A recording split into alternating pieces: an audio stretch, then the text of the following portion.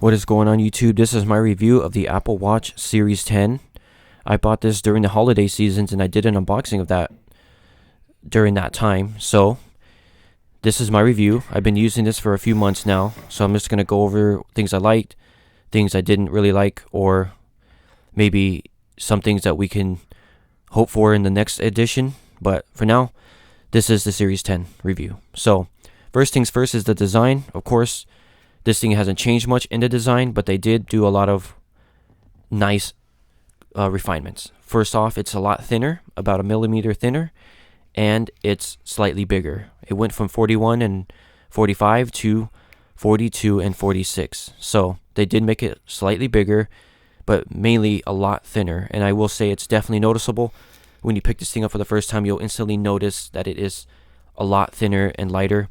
It feels a lot better on the wrist because it's not so bulky and intrusive. So I do appreciate the design.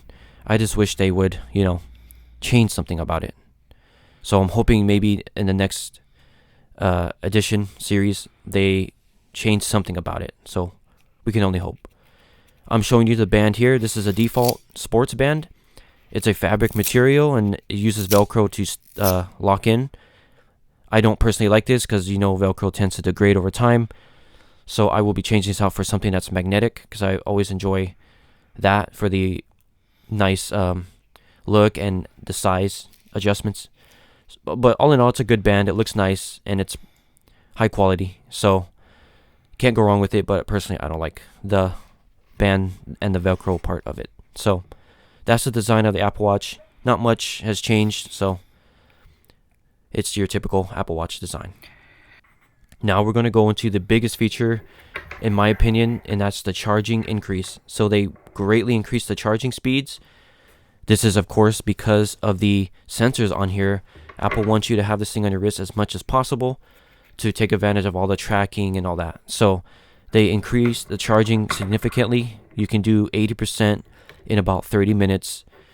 Just keep in mind you have to use this charger or something equivalent to it.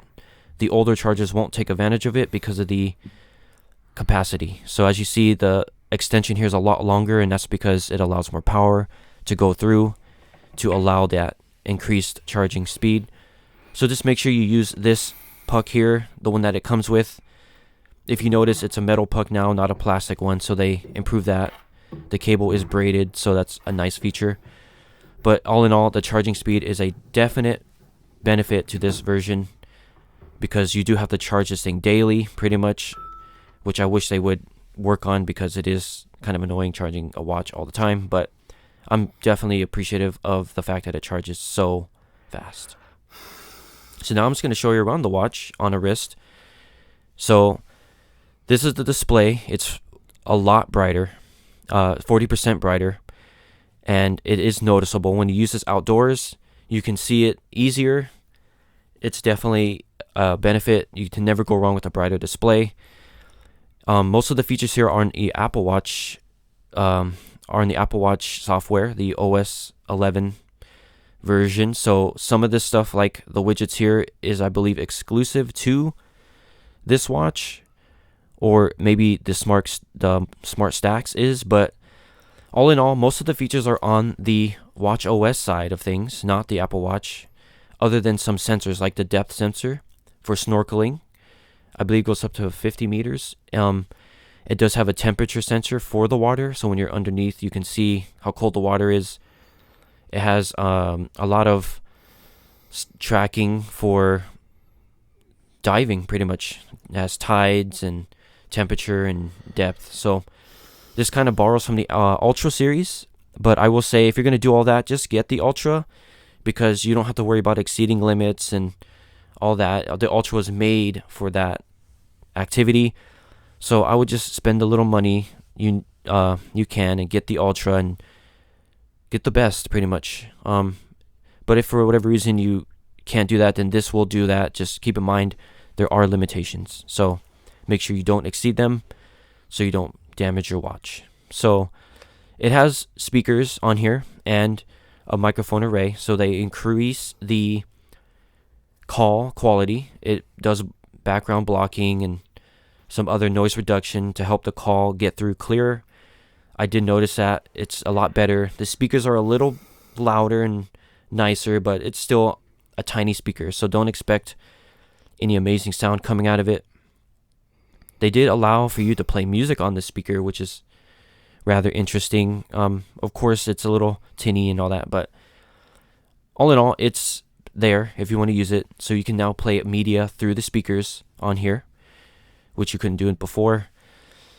And yeah, it's just minor quality of life improvements, a bunch of them that add up to a great Apple Watch experience. But all in all, it is an Apple Watch. So if you have a Series 9, just save the money or wait for maybe a redesign change next year or this year. It's not worth the upgrade. It just save your money. If you come from an Apple Watch Series 8 or earlier, I think it is worth checking it out. All the quality of life improvements, faster chipset, more memory on board, faster charging, lighter, thinner, brighter. It all adds up to the price point that they're charging, and I do think it's worth it then to upgrade because of the slew of changes that improve the Apple Watch experience. So I'm just showing you the brightness here. It does, once again, get really bright, so that's definitely a plus. The things I don't really like are just that it's the same. It's an Apple Watch. You know what it is. I think they need to kind of change the design a little, make it a little thinner, or just, I don't know, change something up.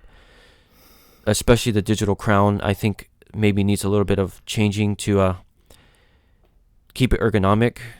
Especially if we're a case like how I am on here, the digital crown's hard to get to. But I'm hoping for a redesign change. I wish they would make this thing last a little longer, because charging it daily does get a little annoying, and you can really only go about a day and a half, no more than that, even with light use. So just keep in mind you do have to charge it pretty much daily. So those are pretty much the only cons I can say about this thing. Is just it's the same Apple Watch. You know it, whether you love it or hate it, it's there. It's just a lot nicer to use. So that's my take and my review on the Apple Watch. If you have an older one, get it. If you have the Series 9, just save your money. I hope this helped you. If it did, please leave a like, comment, and subscribe. It helps me out a lot. And this is my review of the Apple Watch Series 10. If you have any questions, please let me know in the comments, and I'll do my best to answer them. I'll catch you in the next one. Peace.